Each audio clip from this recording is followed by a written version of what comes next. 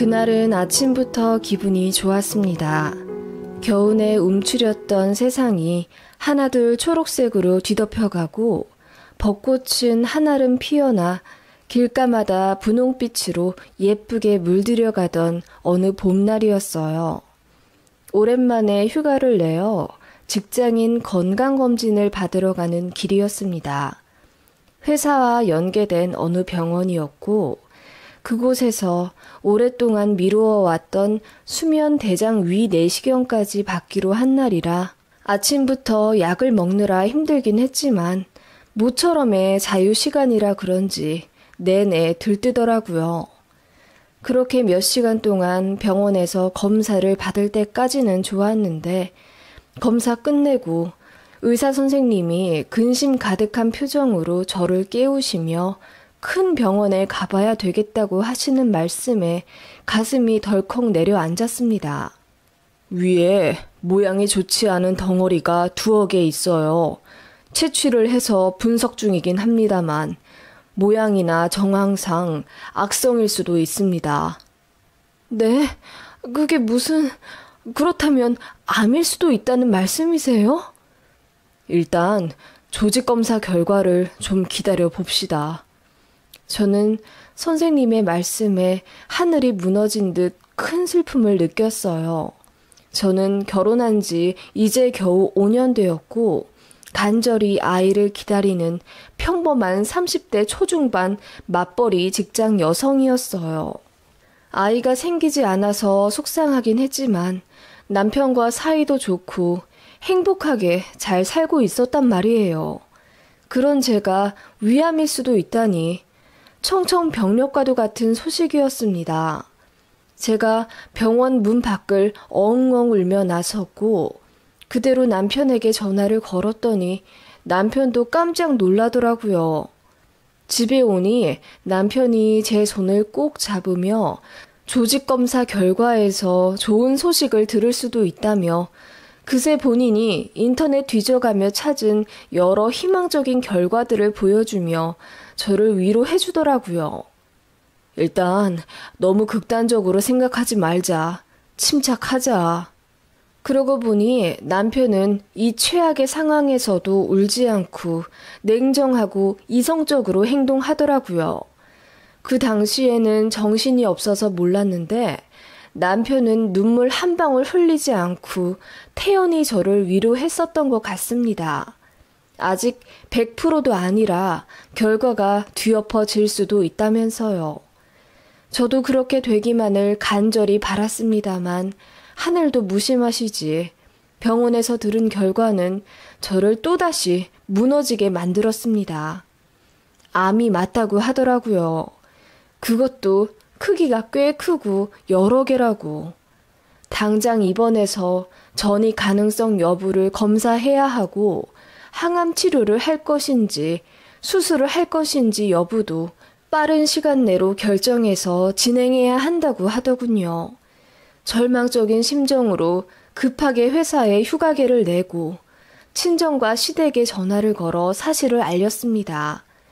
저희 친정 부모님이 3시간 거리 시골에서 한달음에 올라와 눈물을 펑펑 쏟아내셨습니다. 우리 딸 어떡하니? 공부 오래 하느라 고생하고 좋은 직장 취직해 이제 막 인생 꽃같이 피기 시작한 지 얼마 되지도 않아서 이게 무슨 청천벽력 같은 소리야. 우리 딸이 위암 말기라니 이게 말이나 되니? 엄마, 희망이 있을 거야. 나 아직 젊잖아. 너무 걱정하지 마. 치료든 수술이든 나 잘 이겨낼게. 네, 장모님. 아직 전이 결과도 안 나왔고 교수님 말씀 들어봐야 할 것 같아요. 자네도 많이 놀랐겠네. 그래, 전이 결과는 언제 나온다고? 오늘 밤까지 금식하고 내일 오전 중에 검사 받아요. 결과는 아마 바로 나올 수도 있다고 하고요. 생각보다 차분한 남편의 모습에 저는 듬직함을 느꼈어요. 펑펑 우는 저와 저희 부모님과는 반대로 남편은 그저 생각이 많은 듯한 얼굴로 울지도 않고 그저 담담히 상황을 받아들이더군요. 그때 시어머니가 들어오셨습니다. 시어머니는 들어오시며 가볍게 저희 친정 부모님께 목례를 하시더니 저에게 다가오시더군요. 암이 맞대? 네, 어머님. 다른 곳에 전이된 곳이 있는지 내일 검사받기로 했어요. 나이도 어린데 벌써부터 암이라니. 크기도 꽤 크고 여러 개라고? 갑자기 신경질적으로 짜증을 내시는 시어머니의 모습에 저는 깜짝 놀랐고 친정 부모님도 어안이 벙벙하여 그 모습을 지켜보셨어요. 네 나이가 몇인데 벌써 암에 걸리면 어떡하니? 애도 안 낳아놓고 암부터 덜컥 걸리면 우리 아들은 어떻게 하라는 거야? 저는 제 귀를 의심했습니다. 원래 무뚝뚝하시고 별 표현 없으신 시어머니이시긴 했고 결혼 전 저를 반대하셨다는 건 알고 있었지만 한 번도 저에게 차가운 말씀이나 상처 주신 적은 없으셨거든요. 재단에서 임원까지 하시기도 해서 교양도 있으셨고 그런 사회적 지위 때문에라도 저에게 구박하시거나 무시하시는 행동은 일절 없으셨어요. 저에게 관심이 좀 없으신 듯 했지만 당연히 간섭도 안 하셨고요. 그런 시어머니가 저는 쿨하신 분이라고 생각했고 시간이 지날수록 손주에 대한 갈망을 보이시기는 해도 대놓고 압박을 주진 않으셨던 분이라 어머님의 이 말씀에 더 충격을 받았습니다. 그건 저희 친정 부모님도 마찬가지셨죠. 다짜고짜 막말을 하는 시어머니에게 친정아빠가 제일 먼저 욱하며 화를 내셨습니다. 아니, 손자가 먼저입니까? 당장 우리 딸이 어떻게 될지도 모르는데 사부인께서는 어떻게 그런 말씀을 하십니까? 제가 아는 사부인 맞습니까? 내가 5년이나 참아줬어요. 다른 집은 5년이면 둘째까지 낳아요. 그런데 우리 집 며느리는 5년이 다 돼가도록 애 한 번 못 가지더니 애는 고사하고 암이요? 뱃속에 애가 아니라 암이라니.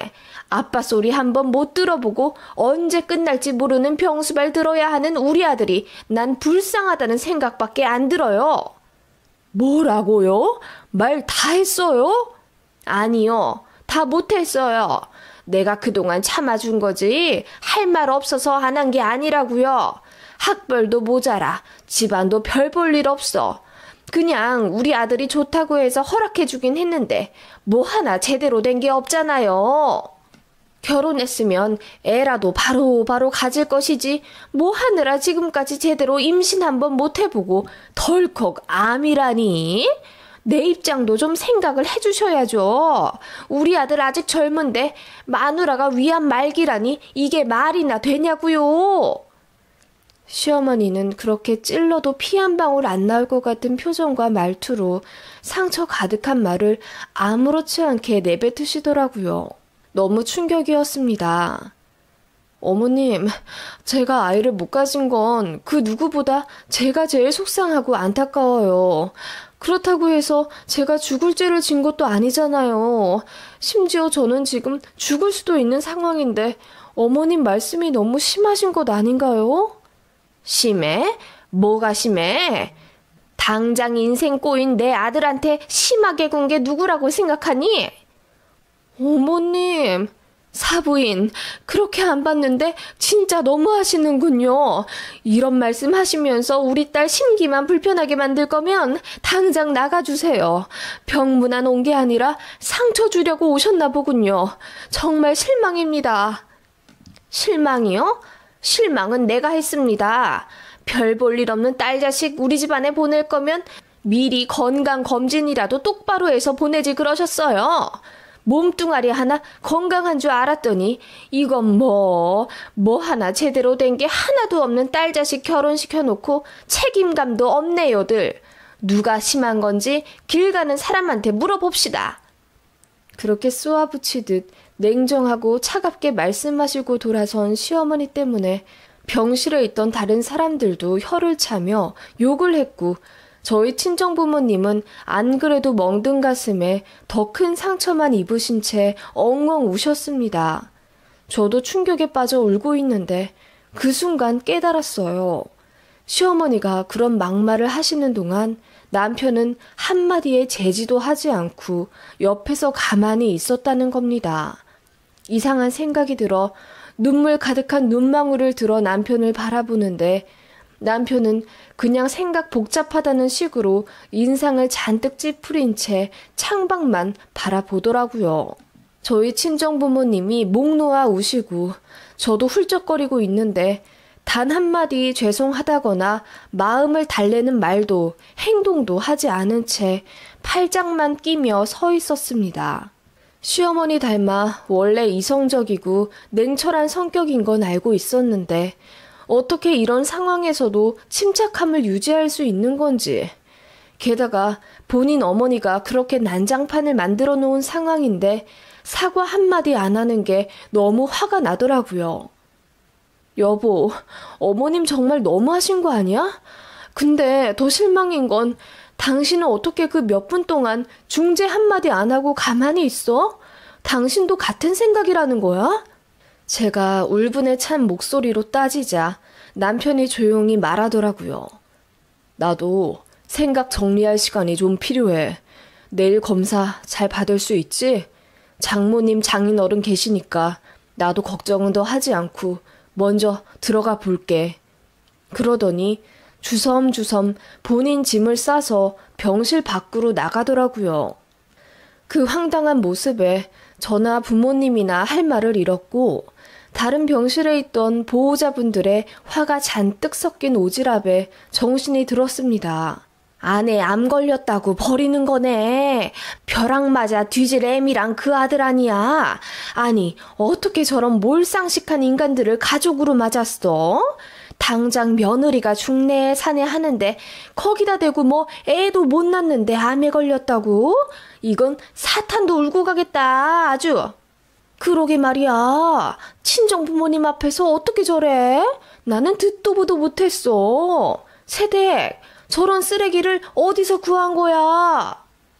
웅성웅성 막장 드라마 보듯 하는 병실 사람들 앞에서 저와 친정 부모님은 결국 엉엉 울고 말았습니다. 그렇게 상처뿐인 시간을 보냈지만 어쨌든 전이 검사는 해야 하잖아요. 하늘이 2번 무너지는 듯한 절망을 감싸안고 검사에 임했습니다. 그리고 천만다행으로 전이는 없으며 항암치료 이전에 수술 먼저 진행하겠다는 담당 교수님의 소견으로 이튿날 바로 수술에 들어갔어요. 막상 개복하고 나니 암덩어리가 여러 개이긴 하지만 다 위치도 좋고 나중에 알게 된 사실이긴 하지만 여러 개 중에 악성은 단 2개뿐이었다네요. 나머지는 그냥 무록 같은 거였답니다. 그 중에서 제일 걱정했던 크기가 컸던 덩어리는 다행히 악성이 아니었죠. 암은 맞았지만 일부 오진도 있었던 거예요. 하늘이 주신 기회라고 생각하고 수술 후 회복에 힘쓰며 밥도 열심히 먹고 남편과 시어머니로부터 받은 상처도 곱씹지 않으려 노력했습니다. 솔직히 말하면 남편이 차갑게 돌아선 그날부터 제 마음이 거짓말처럼 식었던 것 같아요. 저희 친정 부모님도 마찬가지였어요. 이미 가면은 다 벗겨지고 신뢰도 끊어진 마당에 뭐하러 더 인연 이어가려 하니 이번 기회에 이혼하고 엄마 아빠 밑에서 건강관리 다시 잘 시작하면서 너도 새삼 살자. 나는 사부인이랑 사위가 그런 동물보다 못한 인간인 줄은 꿈에도 몰랐다. 엄마, 나도 정말 몰랐어. 내가 사람 볼 줄 몰랐던 거야. 속은 사람이 잘못이겠니? 속인 사람이 잘못이지. 사람이 살다 보면 아플 수도 있는 거고 바닥을 찍을 때도 있는 건데 그럴 때 위로받고 응원하려고 배우자가 있는 거 아니겠니?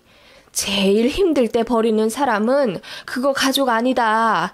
결혼할 때 계산하듯 돈동거릴 때부터 알아봤어야 했는데. 그렇게 친정 부모님도 제게 이혼을 권유하셨고, 저도 몸을 회복하며 이혼을 결심했습니다. 남편은 병실에서 나간 이후로 제가 수술을 잘 받았는지, 결과는 어땠는지 궁금할 만도 한데 전혀 연락이 없더라고요. 울리지 않는 전화기를 보며 얼마나 울었는지 모릅니다. 병실 사람들 말대로, 그리고 부모님 말대로 남편은 제가 가장 힘들 때 늙은 강아지 버리듯 내동댕이 쳐버린 겁니다. 아니, 키우던 개도 그렇게는 안 버리겠어요. 손주 낳고 알콩달콩 잘 사는 아들 내외를 기대하셨던 시어머니의 마음을 이해 못하는 건 아니지만 그래도 친정 부모님 앞에서 그렇게 잊지 못할 상처를 주신 건 정말 너무했고요. 남편이나 시어머니나 제가 몰랐던 모습이 결정적인 순간에 드러났다는 사실이 소름 끼치더군요. 치료를 끝내고 친정집에서 2달 정도 요양하는 동안까지도 연락이 없었고 저도 구태여 먼저 연락하지 않았습니다. 나중에 집에 들어가니 너무나 놀랍게도 남편 짐이 다 빠져 있더군요. 어이가 없어서 연락해보니 남편은 시댁에 들어가 산 지 1달이나 되었다더군요. 이쯤 되면 제가 아프길 기다렸던 건 아닐까 싶을 정도로 정 하나 안 남기고 도망가 버렸더라고요.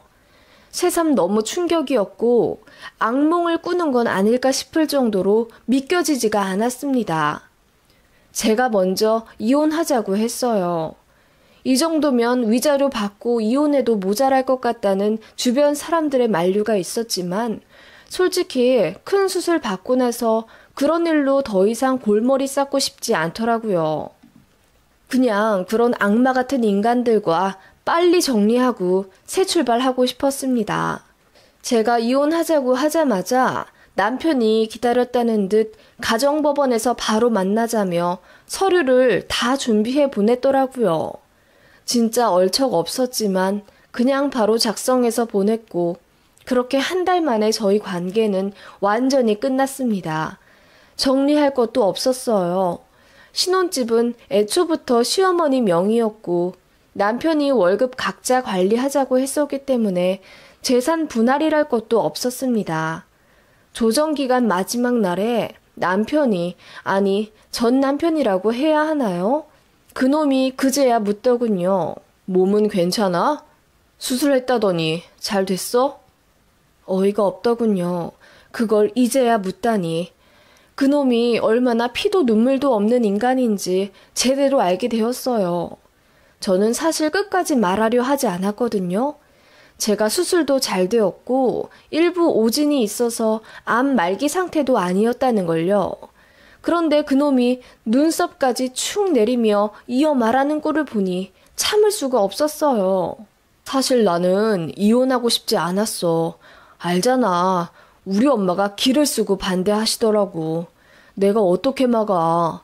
그냥 우리 인연이 여기까지인 걸로 하자.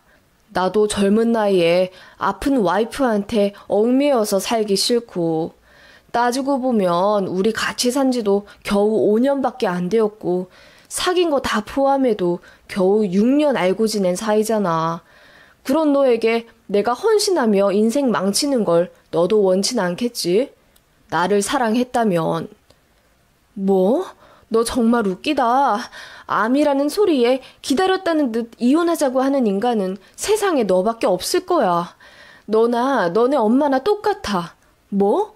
엄마가 이혼하자고 해서 어쩔 수 없이 하는 거라고? 위선자, 미친놈, 꼴도 보기 싫어. 제가 욕을 퍼부으며 이어 말했어요.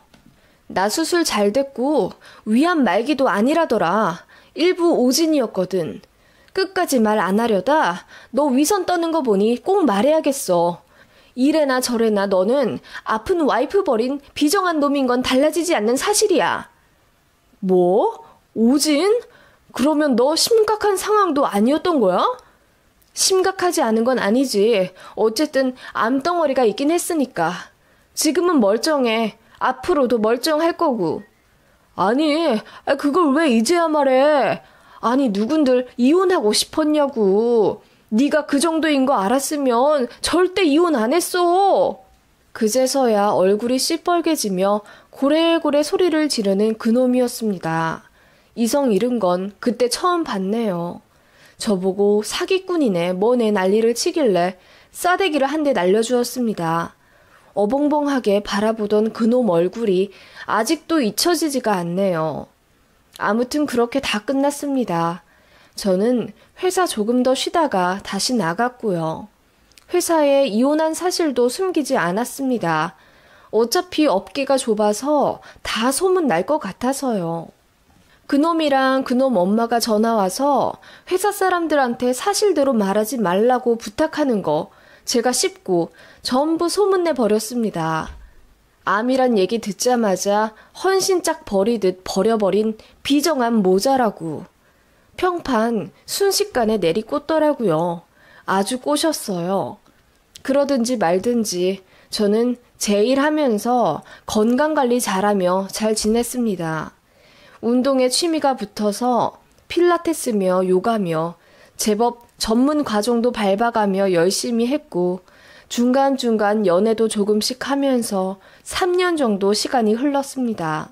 그렇게 평화롭던 나날을 깨버린 건 그놈 엄마, 전 시어머니의 전화였습니다.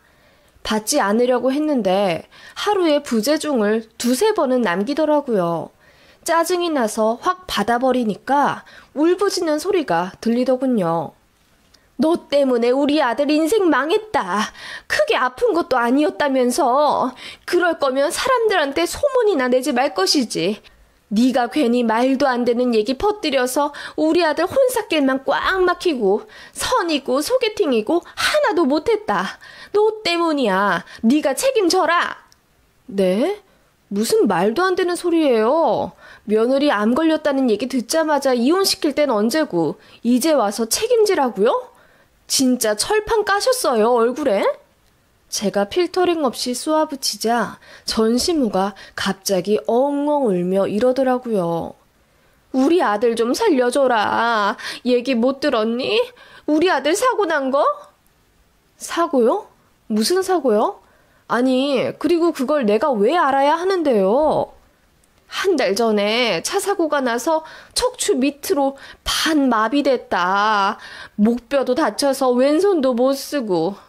너만 그렇게 우리 아들 천하의 못된 놈으로 소문내지만 않았더라면 지금쯤 다른 사람이랑 결혼해서 잘 먹고 잘 살 텐데 너 때문에 연애도 못하고 혼자 쓸쓸히 지내다가 바람 쐰다고 혼자 서해 바다 가다가 그 사단이 난 거 아니야. 병간호 해줄 여자도 옆에 없고 우리 아들 어쩌냐? 응?